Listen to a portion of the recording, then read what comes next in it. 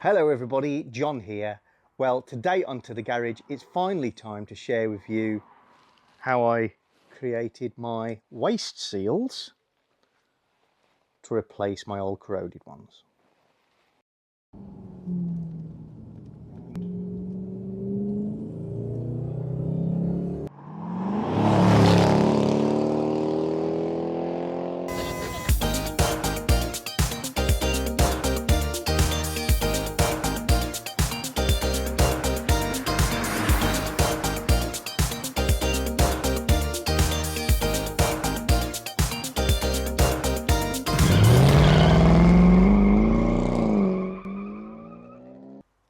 Firstly, I'd just like to address the reason I appeared a little cagey about these, and that was that a friend actually supplied me with the raw material, the strips, to do this project, and it was potentially with the option of them turning this into a bit of a commercial venture and supplying them as finished items. And for various reasons that doesn't look like it's going to work out, but until they were sure of that, I didn't want to sort of cut across them, as I was essentially doing a favour whilst getting some free stuff in terms of the strips themselves for myself. But that's not going to happen now, so time to share. So this item, which is known mostly as a waste seal, sometimes as a window scraper, is something that on XK8s, XKRs, X100 vehicles, these really do deteriorate quite badly. Unfortunately, they are very expensive to buy if you can find some at all. As soon as they started to become a little scarce, prices really started to ramp up in an insane way, to the point where now practically everybody is just taking the mickey, if I'm honest. So yeah, it's a case of the market gone mad. So if you'd like to do this mod and do it yourself, a couple of things to point out. I only have a semi-solution for the bottom edge. Nothing to help at the moment in terms of this, or if you've got a coupe all the way along the top and back down the back. It is just the waste seal. Next, this is not available off the shelf as a finished item. What you would have to do is obtain some BMW Mini, that's the R50, 51 model, window scrapers or waste seals, and cut the right lengths out of those. This is a length cut from a Mini's door seal. This is a length cut from either a door seal or the rear seal, which is significantly longer to start off with, something like that on a Mini. However, I'd like to point out there are probably lots of alternatives out there, and BMW's Mini has equally tasty prices on some parts, and they will start to climb. So yeah, just have a search around for cars in car parks, stare at the seals, see if you can see something that has the right sort of profile, and maybe do your own experiments. If you live in a place where there's a scrapyard, get hold of some various samples and start experimenting. You will have to mitre the ends. You can see in mine they are not evenly mitred. That was a choice thing. I chose to cut this one to look like the door, and this one square because it was too challenging to get it right, and then I made up the end caps to make it look reasonable from the side. In this video, I am not going to provide you with dimensions. Because of the way that these are cut at strange angles, the fact that this tucks underneath here, any dimensions I give to people, they will probably troll me afterwards for saying it's not right, you got it 2mm wrong and I've cut my seal. It's not happening, so I will not be providing anybody with any dimensions. This is a concept. If you are up to doing this challenge, then you'll be the sort of person who enjoys tinkering around in your garage and making things from other things. Now, in terms of cutting these waste trims, because it's a combination usually of metal and rubber, and there'll be some steel in the U section that crimps onto your car, it can make a right mess if you don't use the right tool. And I found that the very best thing is a chop saw. Now, not everybody's going to have one of those, but I can only share my own experience. If you try and hacksaw them through, you tend to butcher the rubber. If you use snips of any sort, then you flatten and distort. So I'll just show you in my shed, which I don't very often take people in because it's so disgusting. Must sort it out. So I've got a mitre chop saw, and what that means is I can change the angle that it cuts at. You can tilt the head as well to get angles in this plane, and it's got what they call a TCT blade. That's mine. So I've got an Evolution Rage 3S. They're not overly expensive machines, these. This isn't high end. It's the sort of thing you could buy from B&Q. I'm using a blade made for steel, aluminium, wood and plastic. And as with all these TCT blades, they tend to look far more savage than you feel you need. But you can probably just see the tungsten carbide tips on the backs of each notch. And the beauty of these, because they spin fast and they are very sharp, you get a very, very clean cut through, whether it be for the rubber or the metal, everything. So that's how I've cut mine. While we're in the garage, it'd be a shame not to have a quick look at the calendar. So we've come out of July now, so we're going to say bye-bye to Kip and Lana Miss X little red car in Colorado. And hello to Craig Sallow's 2004 XK8 called MJ near Snowdome Mountain, Canada. And there's a little bit on this page about the convertible hood. As you're watching this, the photo competition for 2022, which will create a 2023 to the garage calendar, the entries have closed and the voting has begun. And again, we're getting loads of votes in, and from people all over the world. And I've done a little bit of analysis on that already, and I can tell you that every single one of the top 30 has received votes as at least 5th place from somebody. So a good mix. The scores are pretty well spread.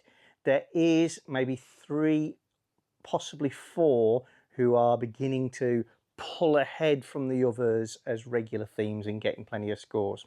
So if you want to vote on the 2022 photo competition, then email me with your results, your top 5, using the email john@tothegarage.co.uk and the subject title winning photos. And I'll put a link to the video where we showed those 30 in the description below, so that you can have your say on who should win the prize of being the best XK8 photograph provider of 2022, and which 12 are going to end up in next year's calendar. Let's just look at these two side by side.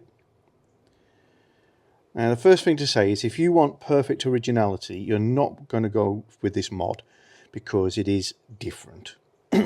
However, the effect is going to be the same. On the Jaguar trim, the metallic element is wider.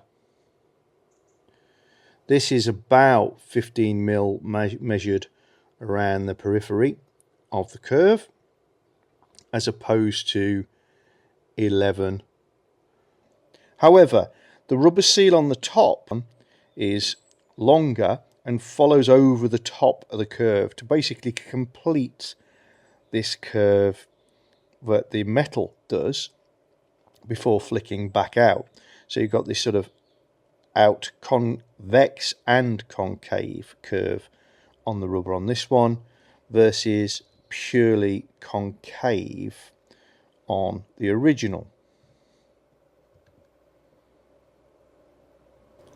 Also on this one we have this compressible flock seal, whereas on this one it is just a wiper. On the original you can see that the bottom edge on mine has started to distort. That's where it's coming away from the metal because of corrosion. On the new one, this is inserted into stainless steel, so we're not going to get the same issues, and it's a much more supple bottom edge. It's going to give a nice even line. Finally, although they look straight, the original has a slight curve in this plane, exaggerated, to accommodate the beautiful Jeff Lawson styling. So the first thing we're going to need to do is to remove the old trim pieces, and we definitely don't want to cause extra damage to these. We may be refitting them. We might use them as a restoration piece for a winter's project, and we definitely don't want to damage the bodywork. So I'd recommend getting yourself some plastic trim removal tools. I'm using one like this, a nice hook for lifting, and some masking tape.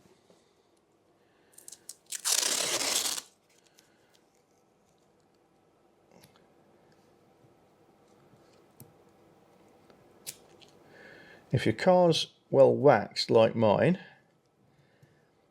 it can be hard to get the masking tape to stick, but fear not. If you're spraying your car, this would matter. We're literally using it to lean on with the tools, so it shouldn't be an issue. With that in place, you should be able to slide your plastic trim tool under a little rubber weather seal, and I'm hooked. Now I'm going to apply a little bit of vertical pressure and a slight twisting action, and I can hear the whole thing starting to move straight away.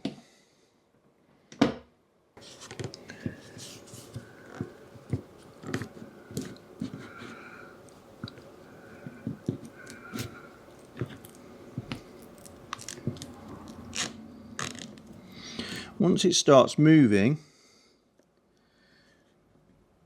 you know it's going to come off. So getting it to move at either end is all you need. Now with this rear one, it's quite short and quite stiff, so you can reasonably safely lift one edge and lift the whole thing off. With the door one, you want to be a lot more careful that you don't add a bend or kink it. Right, and we're just going to clean up the area. As always, I like to use alcohol spray. A, it's a great substance for cleaning, and B, I have some. So I'm just going to take the burr off that edge, fine file.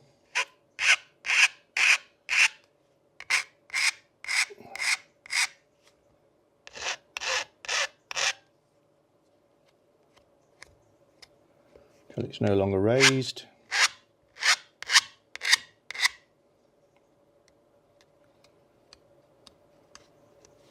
Perfect. and then draw file, slide sideways just to remove the witness marks of the filing.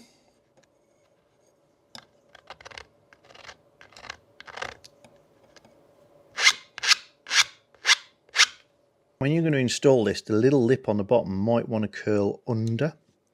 So it's a good idea to pull it out with a plastic trim tool as you're pushing down. And then as you work your way along, just ensure that that flap stays out rather than in.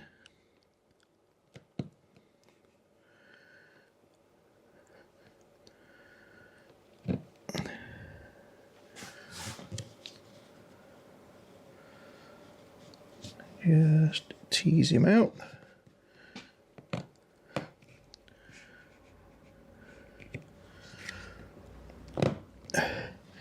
And once it's in contact with the bodywork, you can push it fully home.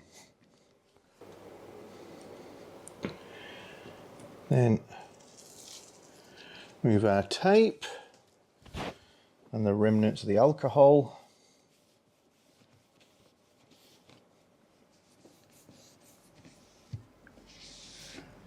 And hey presto. You'll note that the new trim sits significantly lower than the old trim. Old, and then that steps down 5mm to get to that one. But viewed on its own, that's fine. It does give you slightly more visibility of the inside felt, the scraper on the other side. Now we're removing the door part, again, masking tape on. Get your trim remover under and give it a little twist, and you're trying to lift not just the back edge. What you want to do is start to ease it over its full length. Right, I've got enough movement. Yeah, you can see it wants to bend. So just make sure you don't encourage any extra when it's needed. Dropping the window will make it easier to remove the outer trim, as it takes some of the pressure off. Also means you can get your fingers down on the inside to help lift it.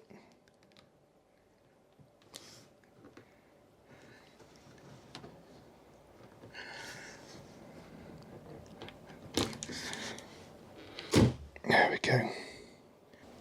Now note at the front edge that there is a rubber seal here behind the mirror plinth that goes over the top of the waist seal, and you want to just prise that back very gently with your thumb. You don't want to damage it, and it will be, I'll call it glued. It's actually a little bit of window sealant in there as original, just to make it stay stuck down to the trim.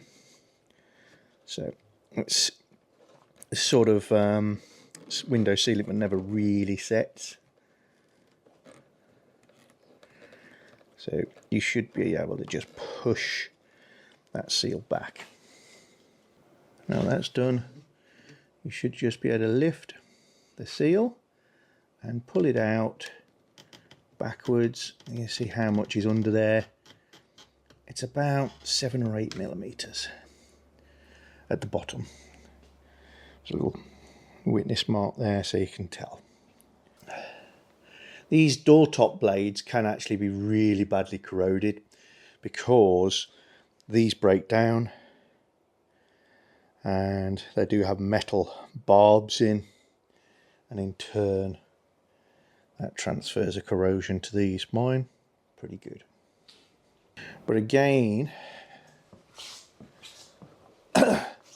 whilst my top rubbers have actually survived reasonably well, even if the metalwork is starting to corrode, it's the bottom edge on mine where corrosion has started to push the seal back and distort it. It really doesn't seal anymore. But mine are by no means bad condition. Again, a little clean up along here while you get the opportunity, and if there is any rust to be rubbed and treated, now's your perfect opportunity. You see, she stayed in remarkably good condition for a UK car. There we go.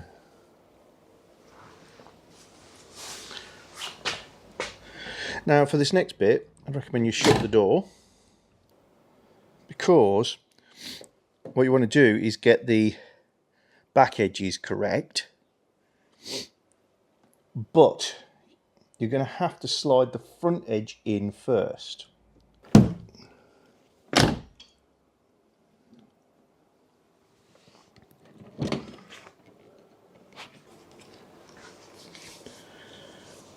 I'm just going to knock the back edge with a rubber mallet. Make sure your window is fully retracted, just to make sure I'm fully home.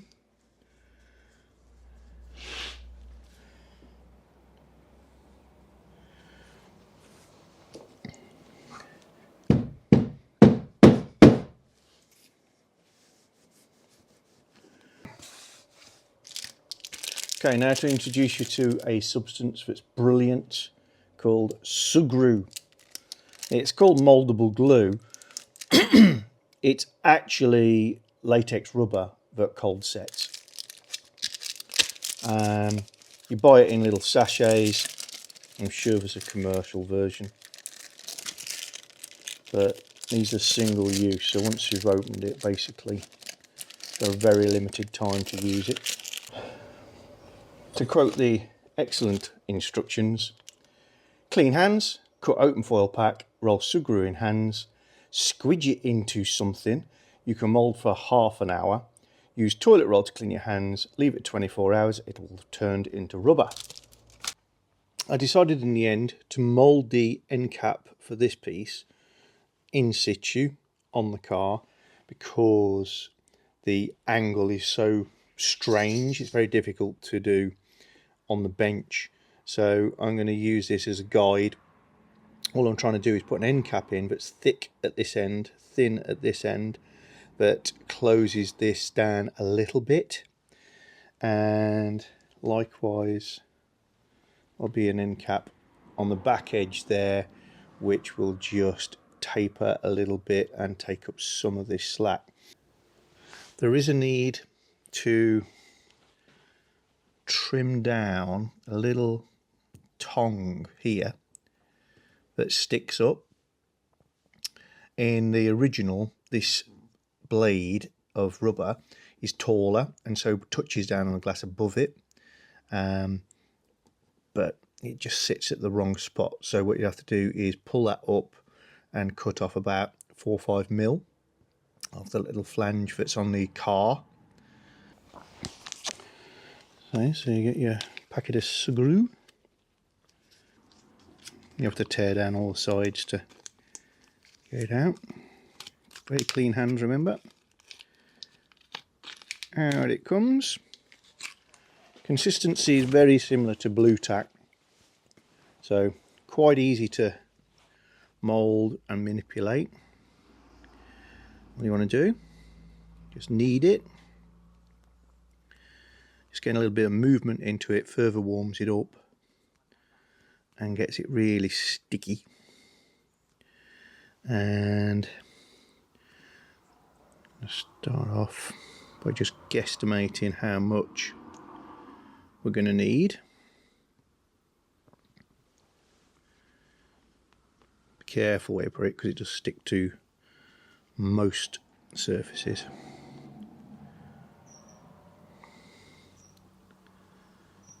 I think that looks about right.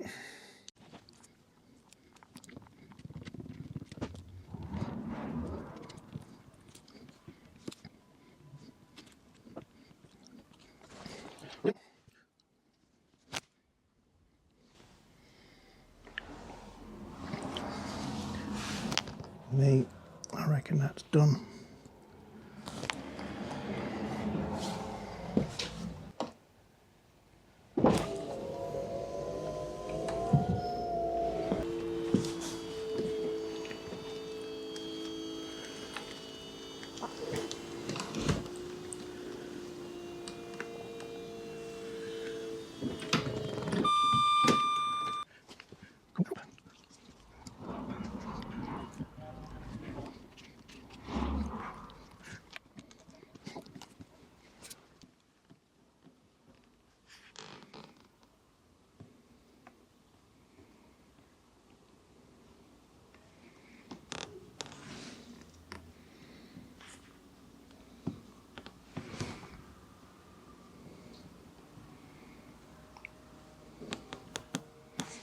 Ah.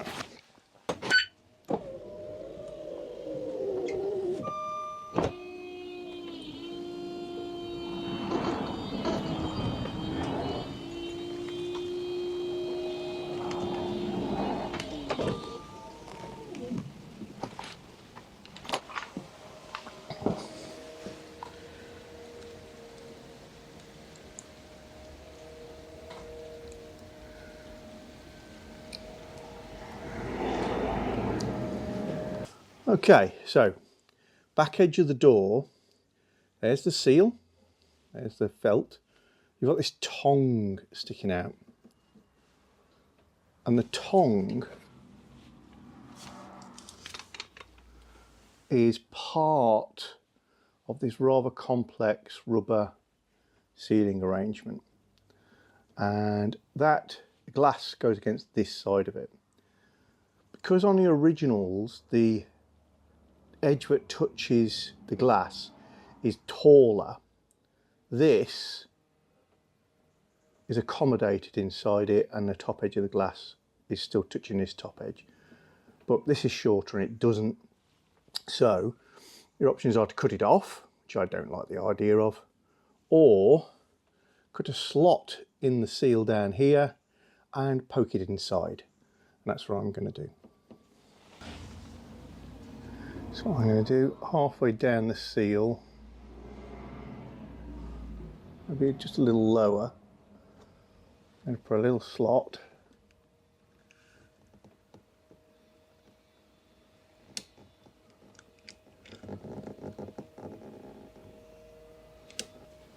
This abrasion and slot is very, very common. I've seen very few convertibles without that.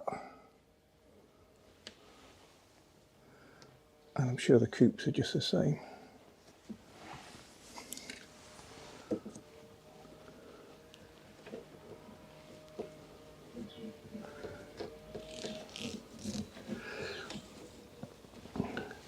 There we go.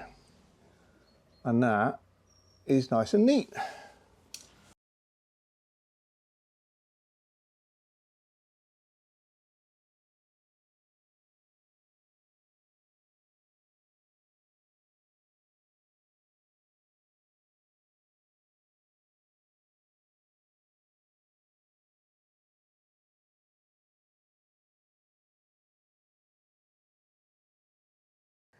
I've had a few comments saying, is the new car a complete secret, John?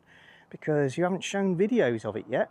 No, not a big secret. Everybody will have seen at least a glimpse of Alfie, our new fleet member, a T5.1 Volkswagen with a camper conversion. The only reason that you haven't seen any videos on Alfie so far is I've been kind of run off my feet with jobs and tasks, work and pleasure, including doing a few jobs on Alfie to get him just right for my everyday use. But already clocking up the miles, already enjoying him. Not in any way the same refined beast as Ellie, but meets my purposes a hell of a lot better. So no, not a secret, just haven't yet got round to doing a proper tour video of him, and he is completely filthy because of the weather around here has kind of turned the area into a bit of a dust bowl. I am opposite cornfields and there's been harvesters running backwards and forwards, so it just hasn't been right to do anything with it yet. But yeah, real fun vehicle, really interesting vehicle, interesting layout, not the standard rock and roll bred arrangement. So if you like your campers, you're going to enjoy seeing about this. And I've already done a few little mods and tweaks and videoed some of those for you. Coming soon! And for the desperate few who just can't wait, and I have been asked several times, the wheels are 20-inch Wolf Race Assassins. So there you go, guys and girls, an incomplete solution, nothing that you can do off the shelf, but a project you could set for yourself, maybe this winter, to replace your waste seals with something else. Mine are mini, yours might be something even better. I would love to hear anybody else who's done a similar thing. I know that the mini seal is a sort of known thing on the interwebs. If you go on the various forums, I know there are other people who have tried BMW Mini seals on Jags, and I know there are other people who have tried other things. But yeah, I kind of like the bright finish on mine. I did think maybe I would end up painting it over in Dorchester grey, but I kind of like it. So for me, that's absolutely fine. Let the rest of us know if you've had a crack at this already, what your results have been like, or your recommendations for tweaks to my method. So, see you soon, everyone. Bye. If you're enjoying our channel, then don't forget to subscribe and click the little bell icon so you get notifications of new videos. And please give us a thumbs up or thumbs down, and you can share the videos. And below the video is always the area where you can comment and get involved with the chat.